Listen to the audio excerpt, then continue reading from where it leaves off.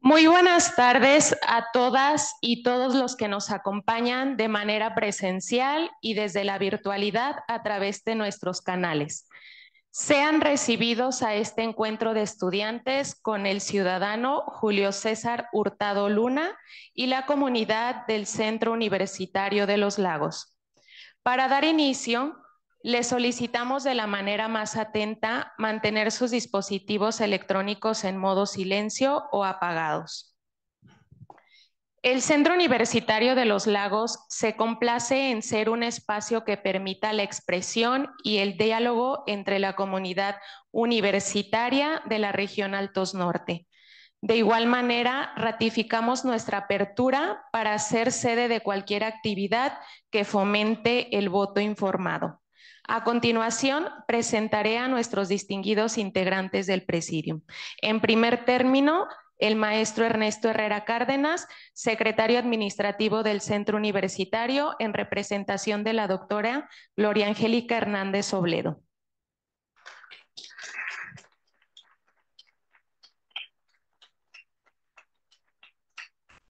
El ciudadano Julio César Hurtado Luna.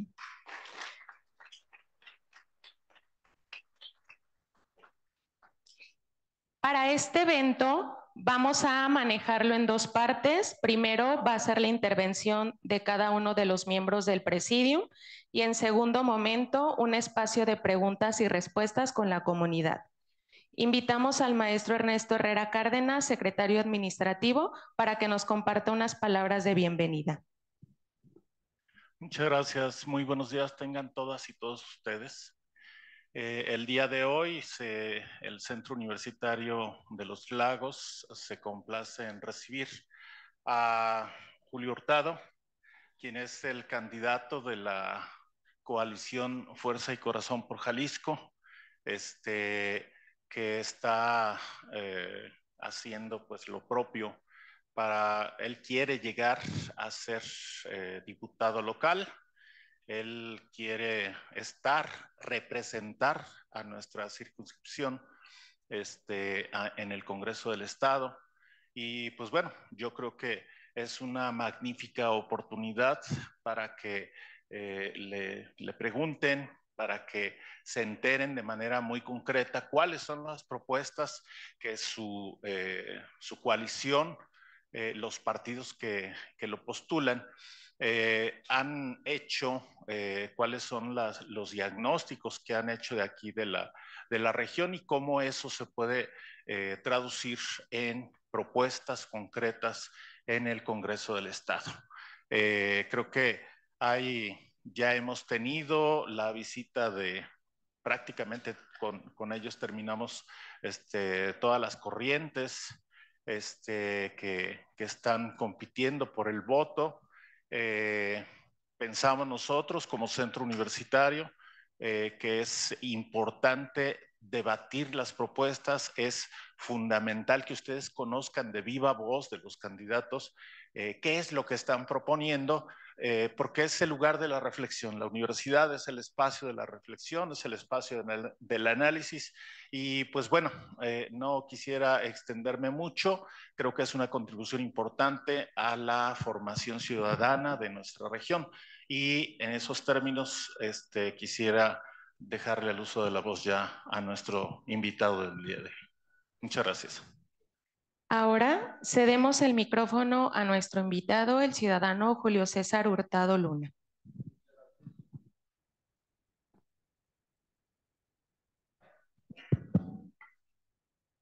Voy a hacer el uso de la voz, si me permiten, sentado, para que el diálogo pueda ser más ameno. ¿Les parece bien? Órale, pues. Muchas gracias, primero que nada. Gracias a las autoridades del Centro Universitario de los Lagos por permitirnos pues, la oportunidad de este diálogo con la comunidad educativa. Justo como lo acaba de decir el maestro, tiene que ver con un ejercicio responsable de la democracia. Lo que van a ustedes hacer el 2 de junio, pues fíjense, es el único momento jurídico en el que ustedes ejercen un derecho y cumplen con una obligación que es la de votar. Y conviene que lo hagan de forma, pues bien, con todos los elementos necesarios para que tomen una decisión correcta. Y a mí me interesaba mucho, por eso insistí en esta posibilidad de estar en el centro educativo, porque me parece que la universidad es por razón natural el lugar donde se adquieren conocimientos, pero también donde se contrastan las diferentes formas de pensar, donde hay que debatir los conocimientos, donde hay que debatir los problemas y sobre todo donde hay que debatir las soluciones. Parto yo siempre de la premisa de que la política no es de ángeles contra demonios, es de personas que pensamos distinto, que creemos en cosas distintas y que proponemos cosas distintas para las problemáticas que hoy existen. Y siempre es necesario abordar los problemas primero desde el diagnóstico de qué los originó, para entonces poder proponer con mucha claridad cuáles pueden ser las posibles soluciones. Y a mí, de verdad que me gusta la interacción con los jóvenes porque son quienes por razón natural también, por su propia biología, por la etapa biológica en la que están, pues quienes son más inquietos, quienes son más contestatarios, quienes de forma natural tendrían que retar a la autoridad y tendrían que cuestionar por qué se hace lo que se hace y si lo que se hace se está haciendo mal o se está haciendo bien y por qué se ha dejado de hacer lo que hace falta hacer.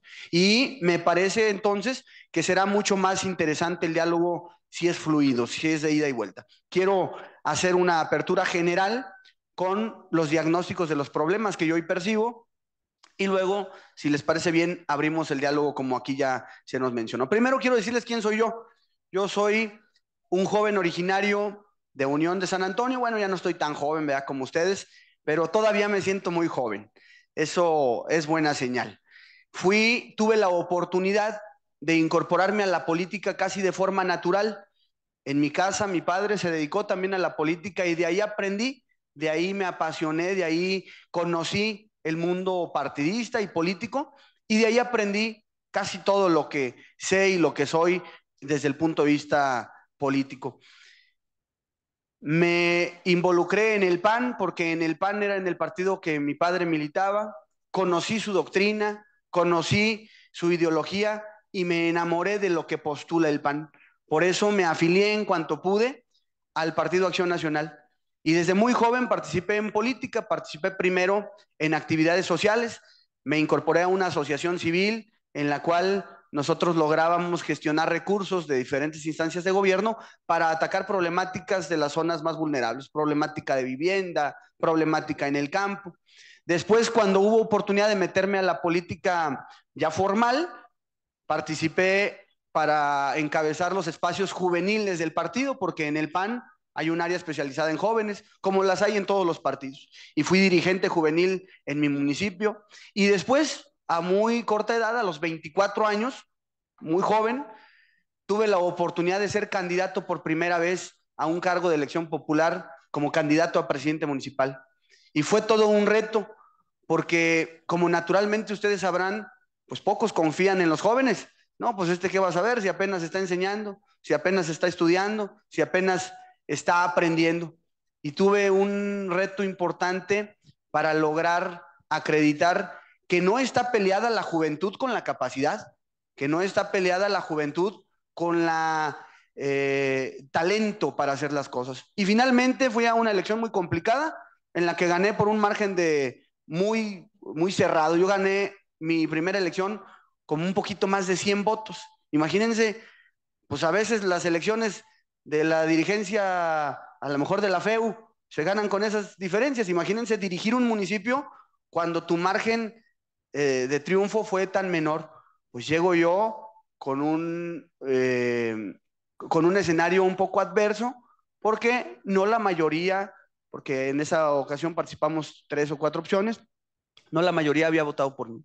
Pero entonces, con la experiencia que yo ya había adquirido, digamos, en mi trayectoria previa, en la asociación civil, en la política partidista, pues hago un buen desempeño en mi trabajo.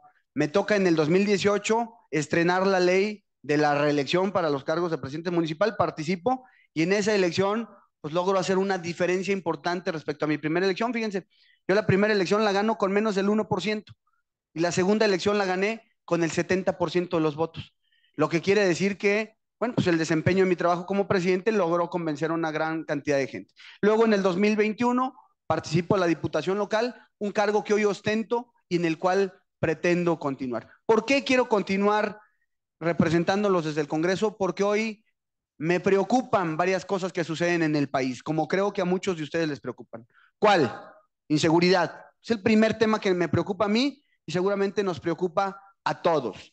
Dos, falta de servicios de salud.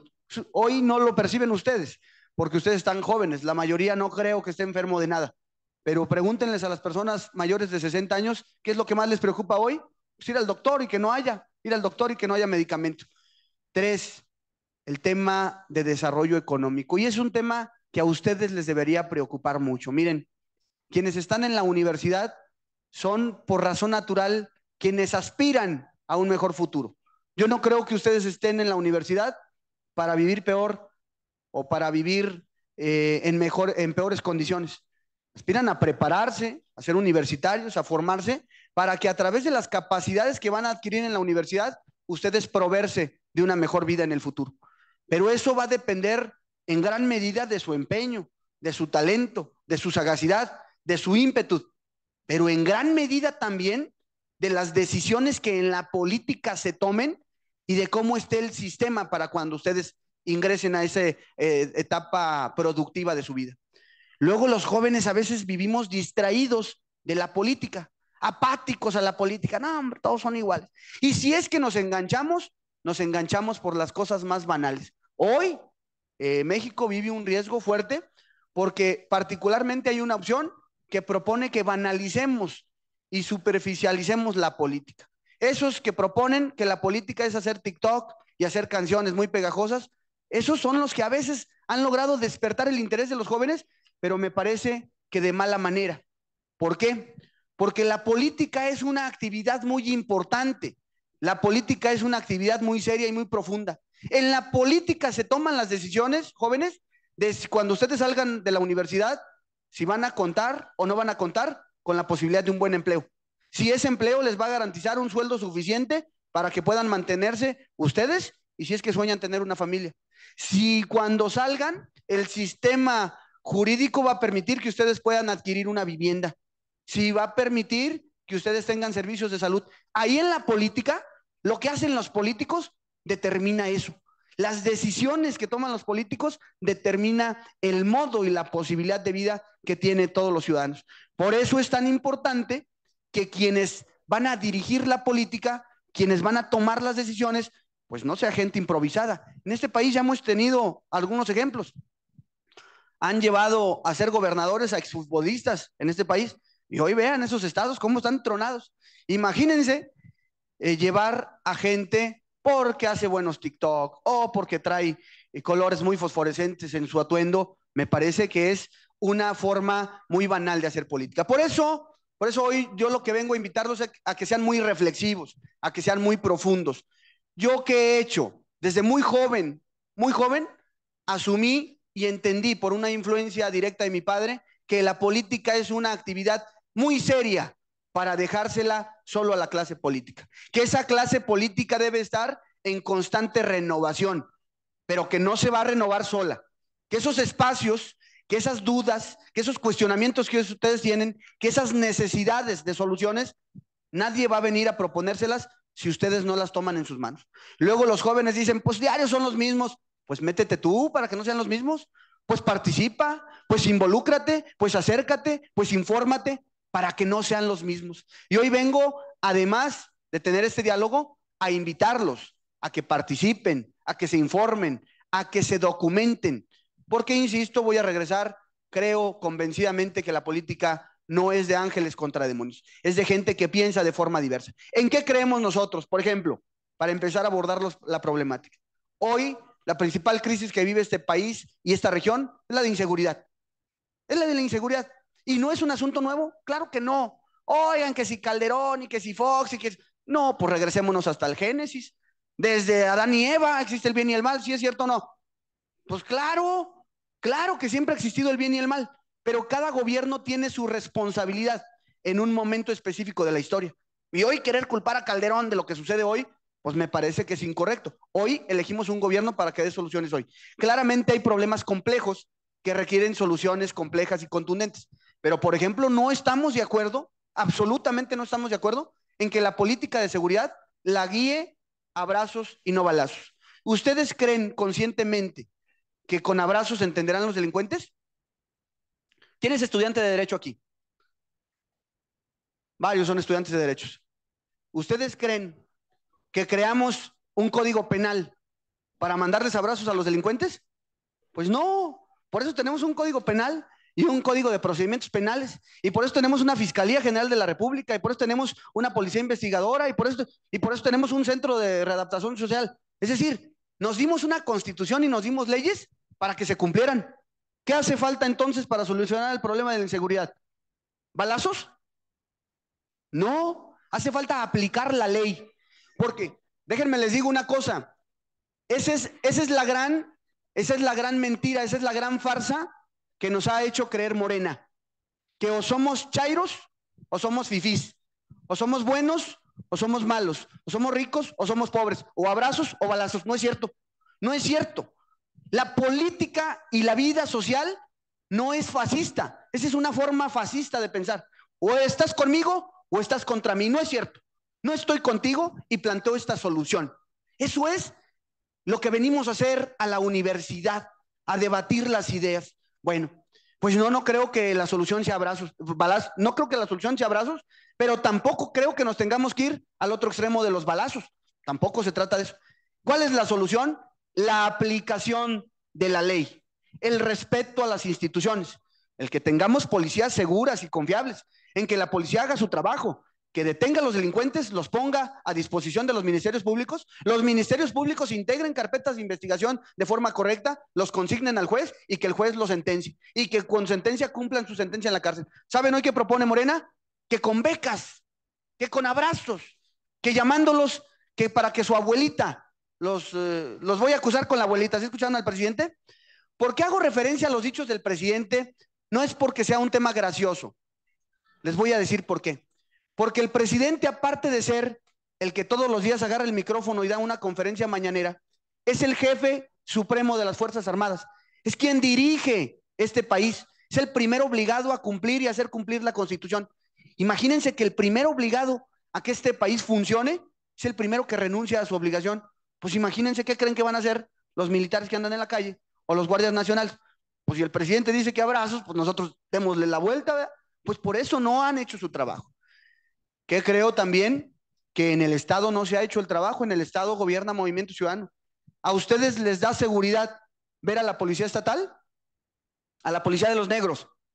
Nos da miedo, es lo que nos da. ¿Por qué? Porque tampoco ha habido un mando efectivo en la policía estatal, porque se le ha permitido a los policías que operen de forma irregular, de forma arbitraria, de forma corrupta, y hoy vienen a quitar motos y a quitar carteras y a quitar celulares y a golpear a los muchachos. Y la policía municipal también tiene eventos de brutalidad policíaca. Entonces, ¿qué ocupamos?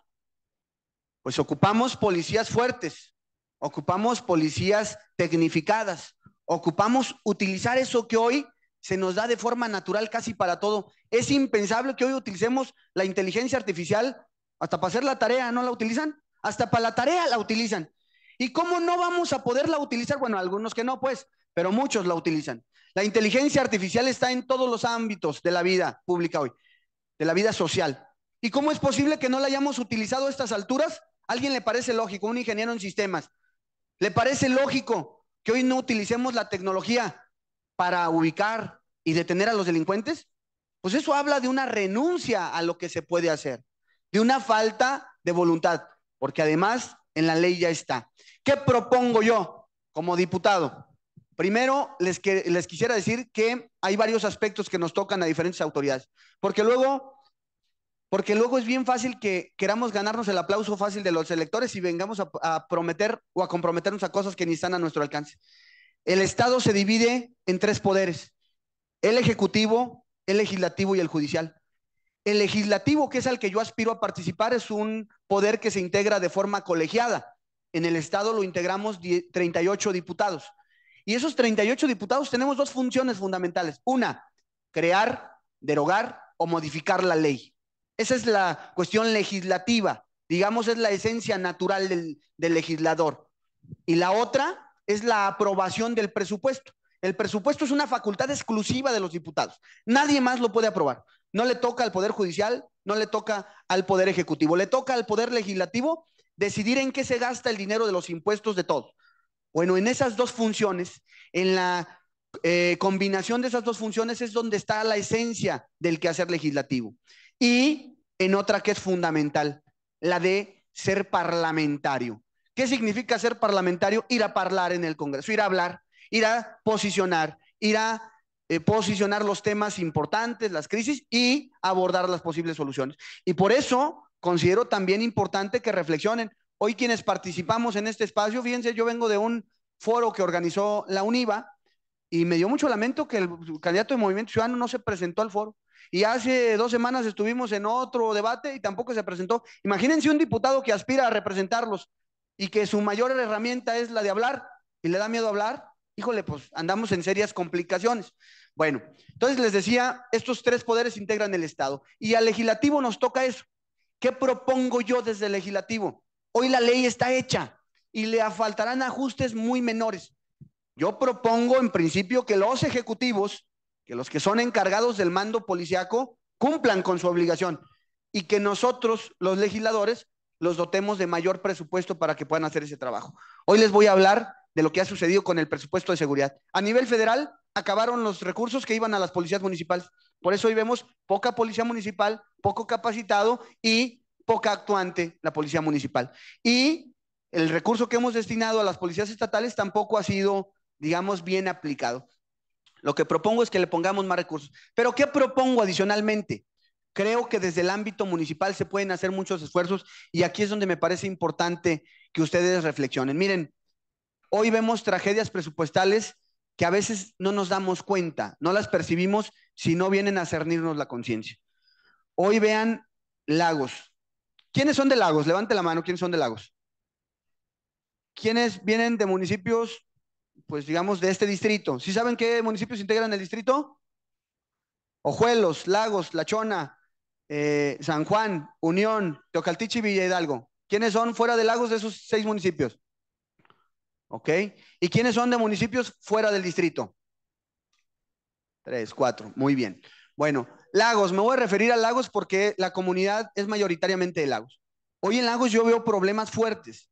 El de inseguridad yo creo que nos preocupa a todos. Muertos, desaparecidos.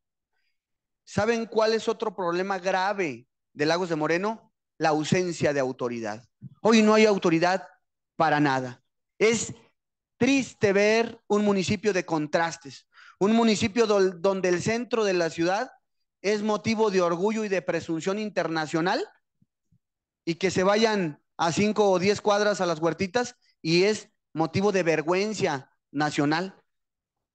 Colonias sin agua, sin luz, sin drenaje, sin pavimento, sin centros de salud, sin espacios deportivos. ¿No les parece que es trágico una ciudad con esos contrastes, con esa desigualdad, con esa falta de armonización?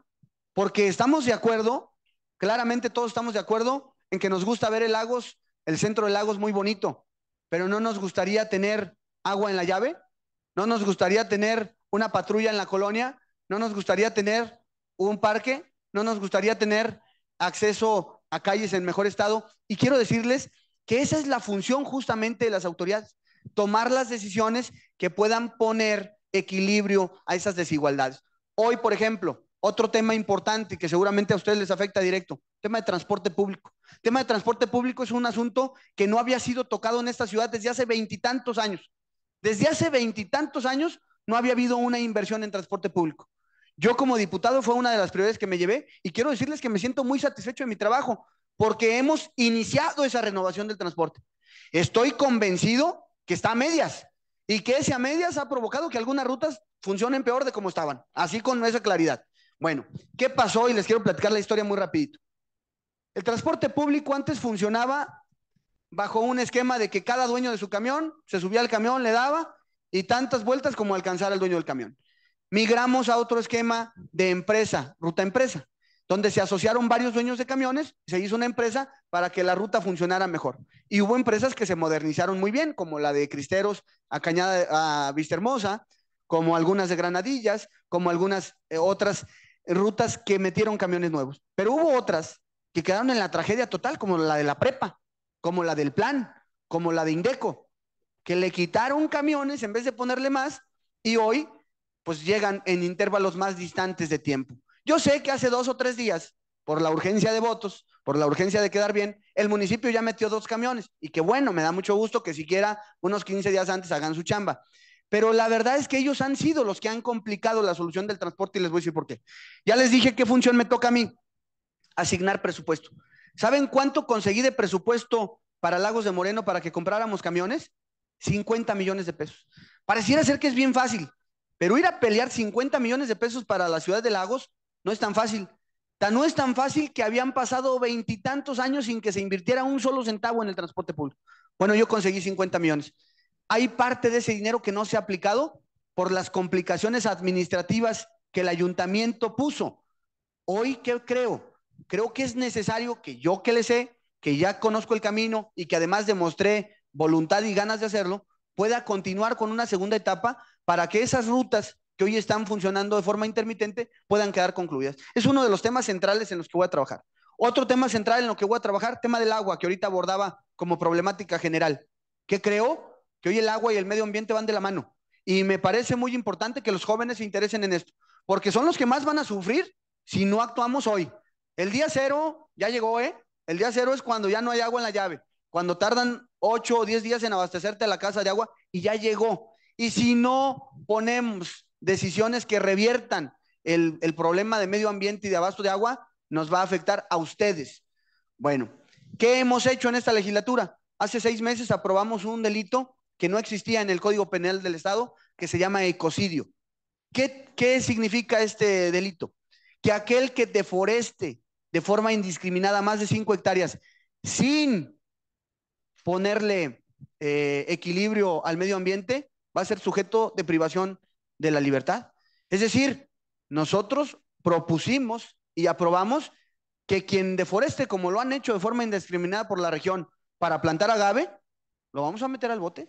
¿Por qué? Porque si deforestas esas hectáreas, está bien, es su terreno, nada más que el medio ambiente es de todos. Nada más que el calor lo sufrimos todos, nada más que la ausencia de lluvias la sufrimos todos, ¿me explico? Por eso es importante que establezcamos regulaciones. Esa fue una propuesta del PAN, ya la aprobamos en el Congreso del Estado. ¿Qué sigue?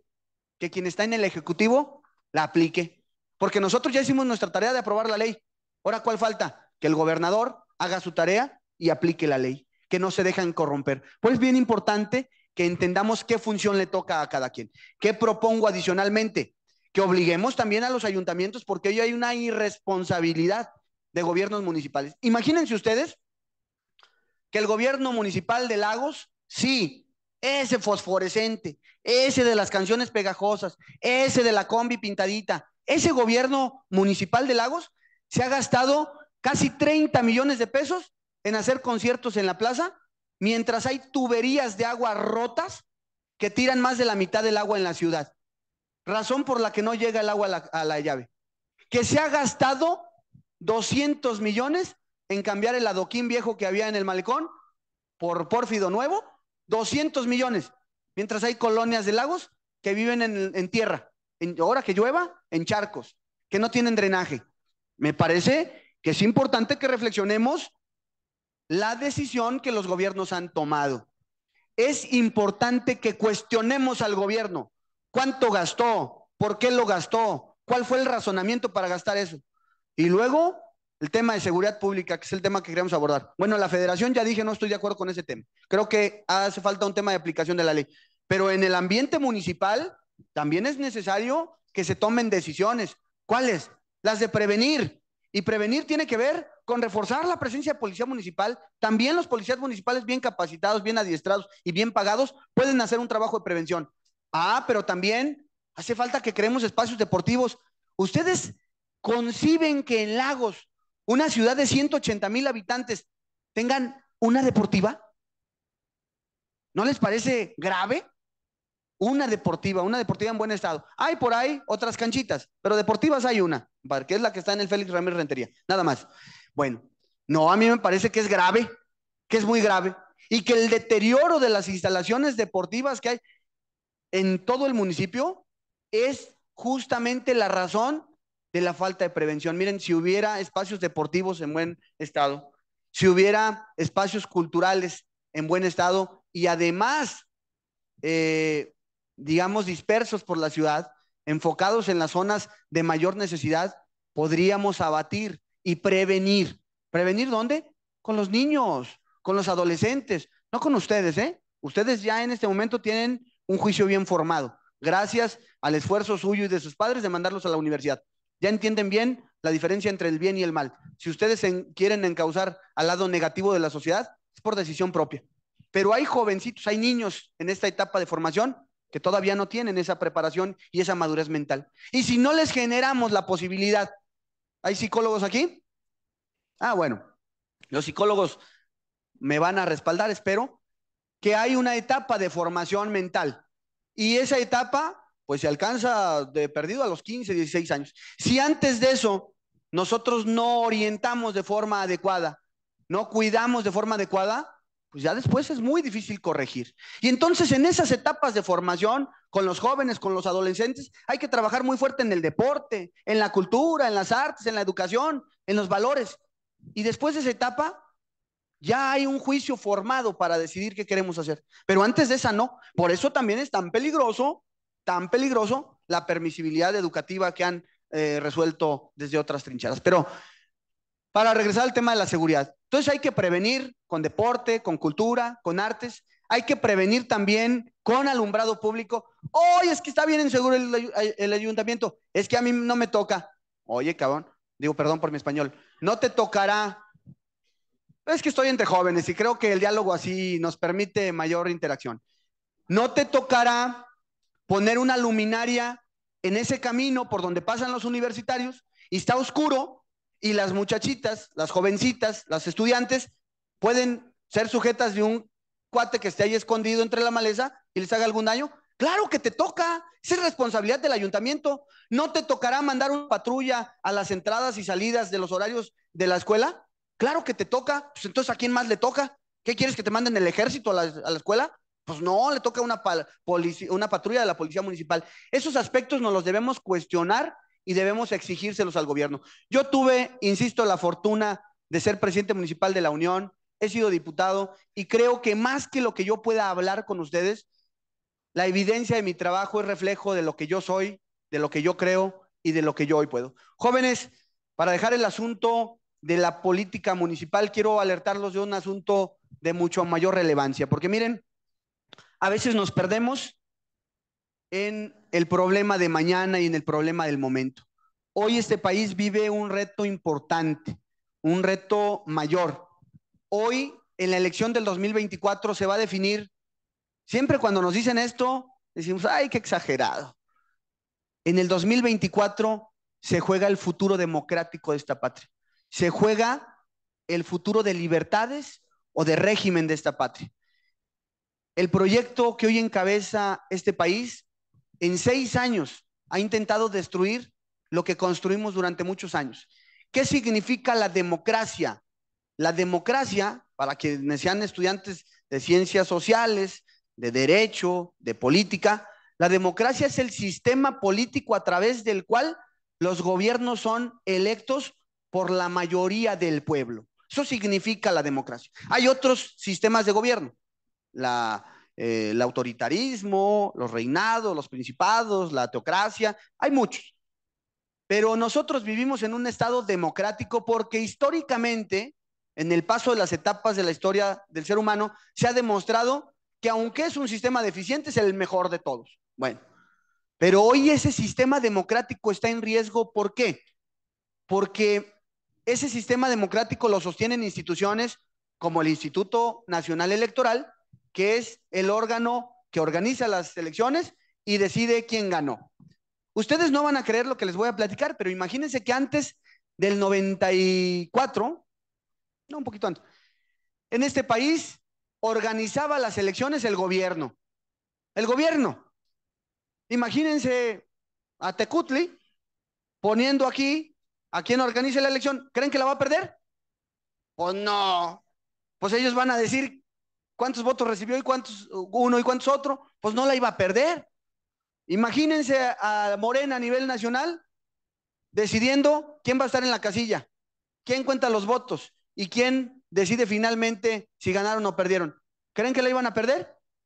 Pues no. Por eso el partido que estaba antes del 2000 gobernó muchísimos años, hasta que construimos las instituciones que democratizaron este país. Y las construimos gracias a ese debate ríspido, a ese debate intenso de lo que era mejor para el país. Y poco a poco fuimos construyendo instituciones como el Instituto Nacional Electoral.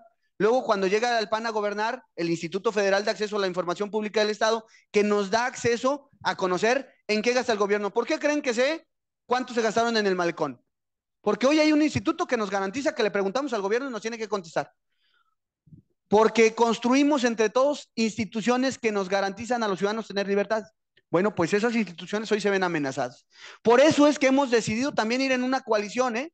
Porque cuando hablo yo del 2000 hacia atrás, pareciera que dijeran, pues sí, pero ahí andas. No, espérenme tantito, ya las vi. ¿A qué se debe la coalición que hoy conformamos? Justamente a defender eso que construimos juntos, esa lucha ciudadana por construir un país más igualitario, más democrático, que nos permitiera participación a todos, la construimos entre el PAN, el PRI y el PRD. Fuimos los que dimos esas luchas. Y una vez que alcanzamos la alternancia en el 2000, la democracia quedó mejorada. Porque una democracia sin alternancia no sirve. ¿Qué significa eso? La democracia es para que los ciudadanos puedan quitar y poner al gobierno según su evaluación. Si lo hizo bien, lo conservas ahí, pero si lo hizo mal, lo quitas. Ese es el poder de la democracia. Y el poder de la democracia solo se consolida si hay alternancia. Pues la hubo. En el 2000 tuvimos alternancia. Y gobernaron en 2 sexenios el PAN. Y luego el PAN se equivocó y gobernó al PRI. Y luego el PRI se equivocó y entró Morena. Y hoy yo estoy absolutamente seguro y convencido que Morena no solo se equivocó, que además de sus tropiezos, hoy nos quiere desaparecer ese sistema que nos garantiza quitar y poner a los gobiernos. Eso es lo que se juega en la elección del 2024, la posibilidad que nos da la democracia de la alternancia. Ese valor fundamental está en riesgo. ¿Por qué está en riesgo? No lo digo de forma superflua. Está en riesgo porque ya no lo han dicho, porque han dicho que van a ir por la desaparición o el cambio de elección del Poder Judicial. El Poder Judicial es el último órgano que decide las disputas entre el Legislativo y el Ejecutivo y es quien hace valer la Constitución. Si no hay alguien preparado en términos jurídicos para hacer valer la Constitución, si van a elegir de acuerdo a la popularidad, pues imagínense un influencer decidiendo si es constitucional o no. Ay, estaría peligroso, ¿no? O alguien muy afín al proyecto del presidente decidiendo si es constitucional o no, como hoy sucede. Designaron en la Suprema Corte a Lenia Batres, que no conoce nada de derecho, pero que es afín al presidente de la República. Y eso pone ya en duda la constitucionalidad de las resoluciones de la Suprema Corte. Es un tema interesante a reflexionar. ¿Por qué más digo que está en riesgo? Porque ya han dicho públicamente en repetidas ocasiones que quieren modificar al INE. Y el INE es hoy el instituto que nos garantiza que nuestro voto se respete. Claramente hay otros lugares del mundo que se dicen democráticos, ¿eh? Miren, por ejemplo, en Venezuela, ¿saben qué sistema de gobierno tienen? ¿No saben? Pues en la Constitución dice que es democrático. ¿Pero saben cuántos años tiene sin perder el partido del gobierno? 20 y tantos. ¿Creen que haya democracia? No, no la hay. No la hay. Porque aunque en la Constitución y en el papel dice que es democrático, ellos organizan las elecciones. Ellos deciden si ganan o pierden. Ellos tienen el control sobre la Suprema Corte. Ellos tienen el control sobre el legislativo. Entonces eso se llama democracia simulada. Y eso es lo que nos quieren hacer aquí en México. Por eso es tan importante que en esta elección salgamos a votar muy conscientes de lo que significará para el futuro de este país. Porque ustedes no vivieron en ese México del 2000 hacia atrás. O si vivieron estaban muy jovencitos. Pero pregúntenle a sus padres, pregúntenle a sus abuelos cómo era México antes de ese sistema y van a ver que era un gobierno y un sistema muy distinto. Ahora, ¿qué les quiero yo también hacer reflexionar? Hoy hay a nivel nacional solo dos opciones políticas: la del régimen que encabeza Morena y la de la oposición que nos agrupa a estos tres partidos. Hay otro participante, sí, pero no es una opción. ¿Por qué no es una opción? Pues porque claramente no tiene posibilidades de ganar, o no tiene probabilidades más bien, cambiando el término. Posibilidades, pues las tenemos, pero probabilidades no hay ninguna. ¿Quién estudia estadística? ¿Nadie? Bueno, para los que estudian estadística saben claramente la diferencia entre posibilidad y probabilidad. ¿Es posible? Pues sí es posible, está en la contienda, ahí está, se anotó. ¿Es probable? Es absolutamente improbable. ¿Por qué? Porque hoy hay dos candidatas que son punteras con 40% empatadas, que estamos completamente seguros que en próximos días le vamos a rebasar a Claudia Sheinbaum, y hay un candidato que tiene 4% de posibilidad. Pues no tiene ninguna posibilidad. Pero ¿saben qué? Ese 4% podría hacer la diferencia para que Morena no vuelva a ganar. Esos que se dicen lo nuevo, que se venden como lo novedoso en política, están dirigidos a nivel nacional por un personaje que se llama Dante Delgado. ¿Saben quién es Dante Delgado? Un explotador de jovencitos, que lo que hace es que pone a jóvenes con muy buen perfil, porque además hay que reconocer que ha habido gente muy talentosa. Ahorita están usufructuando, por ejemplo, la imagen de Mariana en Nuevo León. La están usando, esa imagen, para ganar simpatías. Y creo que esa forma perversa de ver la política nos puede traer graves consecuencias. ¿Por qué les digo esto?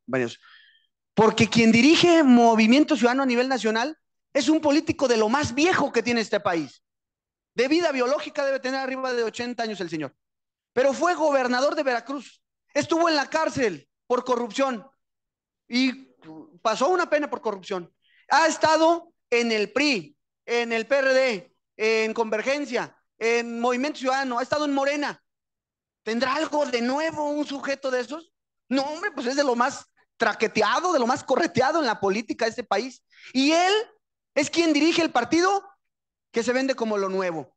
No, no es lo nuevo. Es cómplice de Movimiento Ciudadano y de Morena, y lo quiero decir con claridad, porque a nivel federal hoy lo que están haciendo es una estrategia de dividir el voto. Y nos parece que es incorrecto que se vendan como una opción de lo que no son. Hay que decir además que Movimiento Ciudadano tiene presencia en Jalisco y en Nuevo León, y fuera de esos dos estados, no hay 20 estados de la República que ni siquiera Movimiento Ciudadano tiene registro político. Imagínense la gravedad de desperdiciar el voto ahí. ¿Cuál es el tema profundo de la división del voto? La representación proporcional. ¿Saben lo que significa la representación proporcional? ¿Sí o no? Bueno, para los que sí, me da mucho gusto, para los que no, les voy a explicar muy brevemente. Este país, el poder legislativo se configura de 500 diputados y 132 senadores. De los 500 diputados, 300 son electos por mayoría relativa. ¿Qué quiere decir? En cada distrito electoral, pues el que saca más votos es diputado. Y otros 200 son electos por representación proporcional. En proporción a la cantidad de votos que obtuvo cada partido, se le asignan diputados. Esa es la fórmula. Y entonces, eso garantiza, y eso ha venido garantizando en este país, que las minorías estén representadas, porque imagínense un partido que postula lo que ustedes quieran, el Partido Verde, que postula la defensa al medio ambiente, supuestamente, y compite en los 300 distritos electorales, pero en los 300 pierde. ¿Eso quiere decir que no hay ambientalistas en el país? No, seguramente obtuvo 1,000 o 2,000 votos en cada distrito. Y esos sumados tienen una representación en este país. Y ese sistema de representación proporcional le permite que tenga voces en el Congreso para que pueda ser escuchada esas demandas legítimas. Bajo esa lógica se constituyó la representación proporcional. Ah, bueno, pues también nos quieren desaparecer la representación proporcional, que es un logro de la democracia. Esos temas son los que tenemos que reflexionar de cara a la elección del 2024, compañeros. Muchas gracias.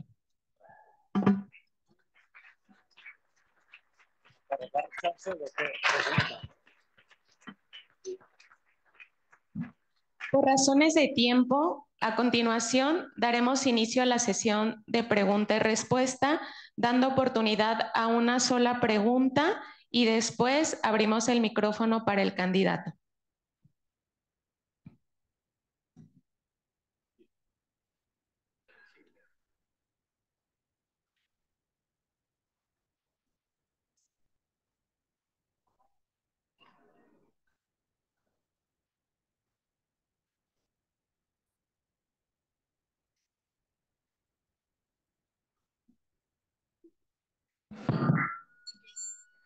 Buenas tardes.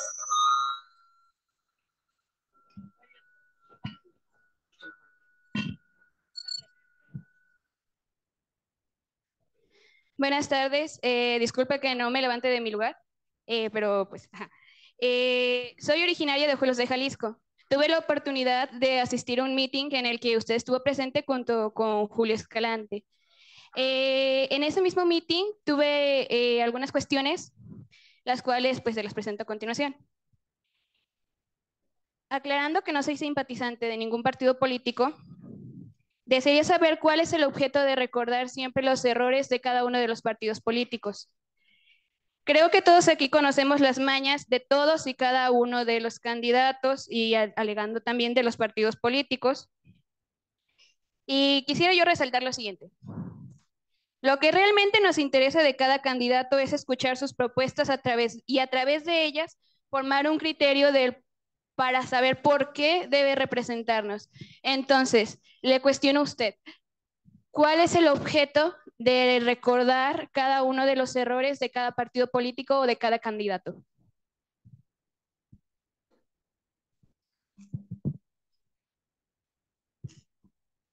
El objeto de señalar los errores es porque quien gobierna tiene una responsabilidad de solucionar los problemas. Y no podemos plantear una solución si no es a partir del diagnóstico del problema y de las causas que lo originaron. Y quiero decirte además que suelo siempre partir del respeto al ámbito personal.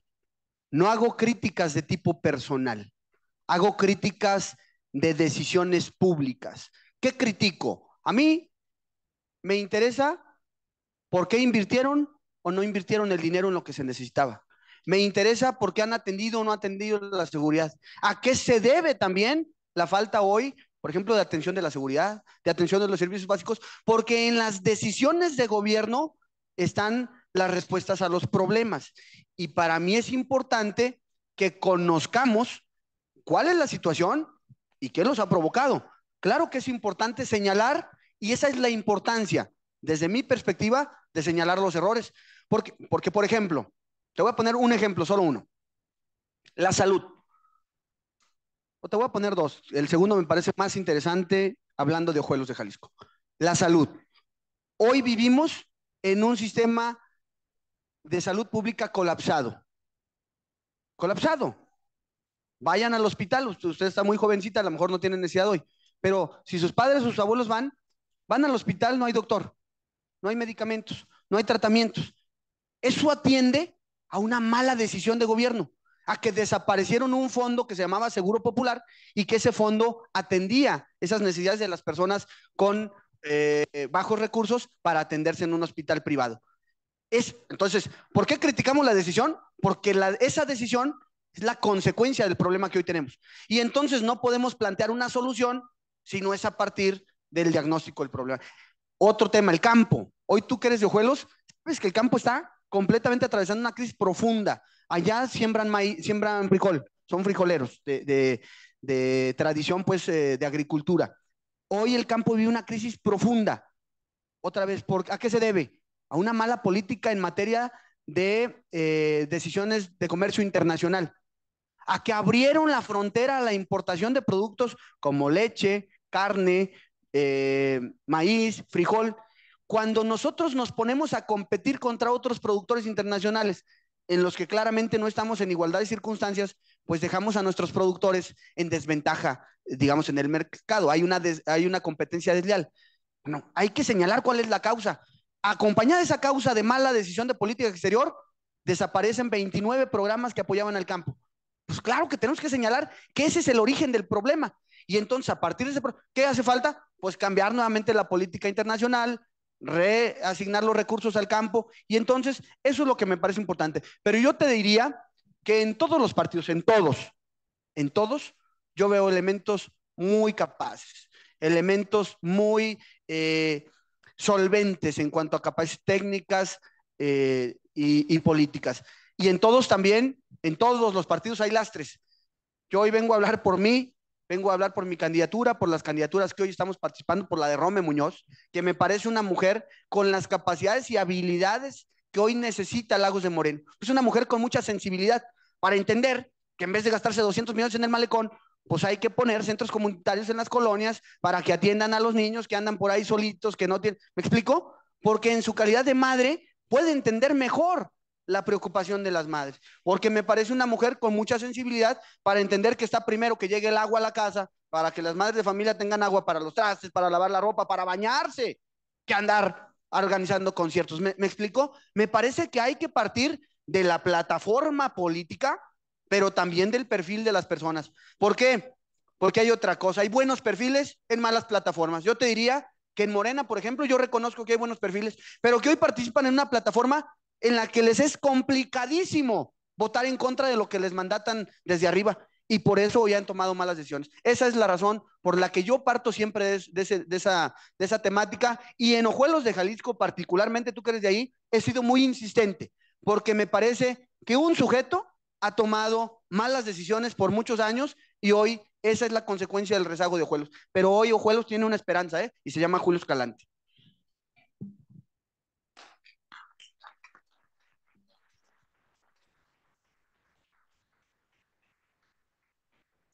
Antes de terminar, por parte del Centro Universitario de los Lagos, tenemos preparado un presente editorial de nuestra casa.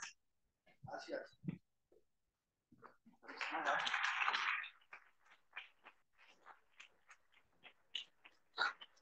Agradecemos a todas las personas que nos acompañaron. Muy buenas tardes. Jóvenes, perdón, para concluir, yo les quiero pedir una disculpa porque no me percaté del tiempo y entonces ya no hubo el espacio suficiente para preguntas y respuestas, pero de verdad que me quedo aquí a sus órdenes. Si alguien tuviera alguna inquietud que en lo individual me quiera hacer, estoy a sus órdenes, ¿eh? Gracias.